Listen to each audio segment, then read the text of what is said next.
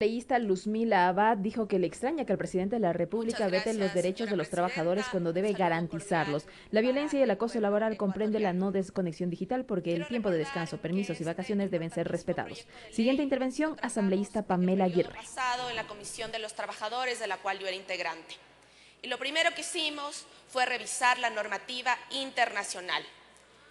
La OIT, Organización Internacional del Trabajo, es reconocida por las Naciones Unidas y este importante organismo internacional, a través de su convenio 190, reconoce una vida libre de violencia y acoso en el ámbito laboral.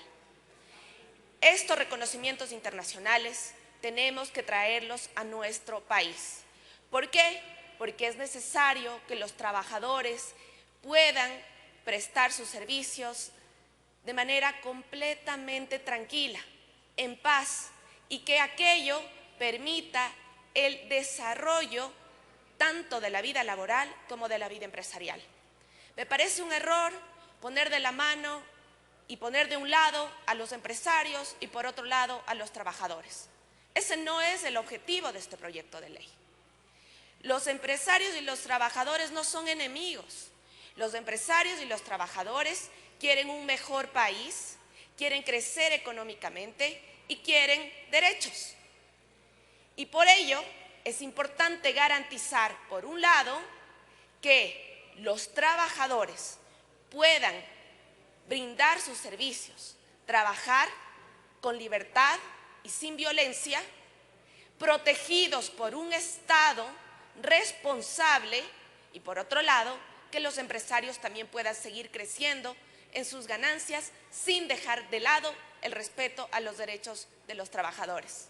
No son enemigos, son parte de un mismo sistema que merece el apoyo total del Estado.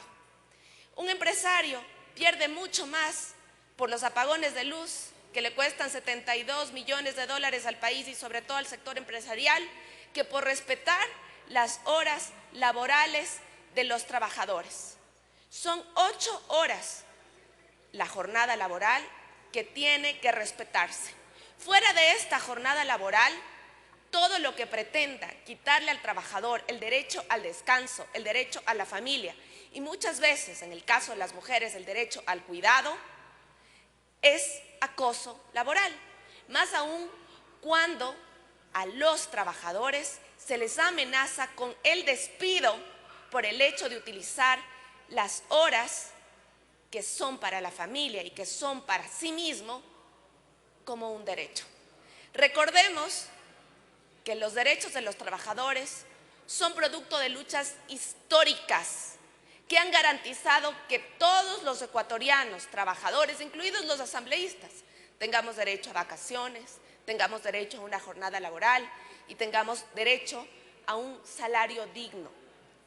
Y eso es lo que está en juego en este proyecto de ley, que los derechos laborales son derechos progresivos, no regresivos.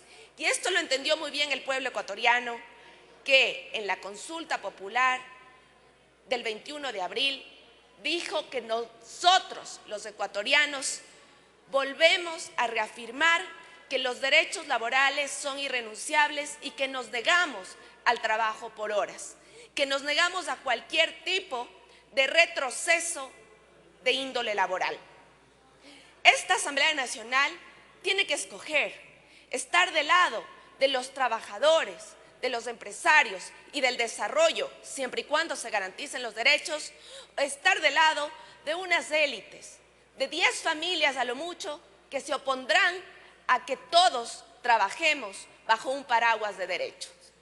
Nosotros tenemos que garantizar que el trabajo que hace esta Asamblea Nacional, a través de normativas que garantizan derechos humanos y derechos laborales, no se vea vulnerado por un veto. Un veto que efectivamente busca lo contrario a lo que dicen las normas internacionales, que es garantizar los derechos de todas y todos.